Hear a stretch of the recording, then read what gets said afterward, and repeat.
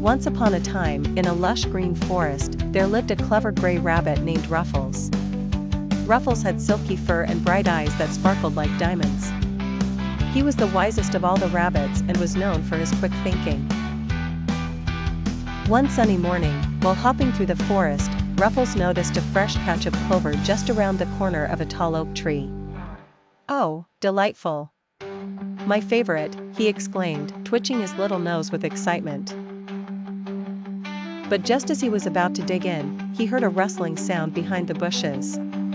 Out came Sly, the hungry red fox, with her sharp teeth glinting just like the sun shining on a piece of glass. "Good morning, Ruffles," she said, grinning from ear to ear in a manner that was anything but friendly. Thinking quickly, Ruffles put on a brave face. "Good morning, Sly. I have just found the most wonderful thing here. It's a singing clover patch," he chirped. "Singing clover?" Sly asked, her curiosity piqued. "I've never heard of such a thing." "Ah, yes," Ruffles continued, wisely thinking on his feet. "This only happens once a year.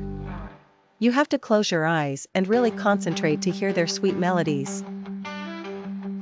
The fox, intrigued and still quite hungry, decided to play along. She plopped down right where Ruffles indicated and closed her eyes, waiting to hear the clovers sing their song. Seeing the fox distracted, Ruffles took this opportunity to sneak away, hopping off quietly and leaving the fox mumbling, "I don't hear anything yet," as she impatiently twitched her ears. Several minutes passed, and when Sly finally opened her eyes, she realized she had been tricked by the clever rabbit. All she found was an empty patch and no sign of Ruffles at all.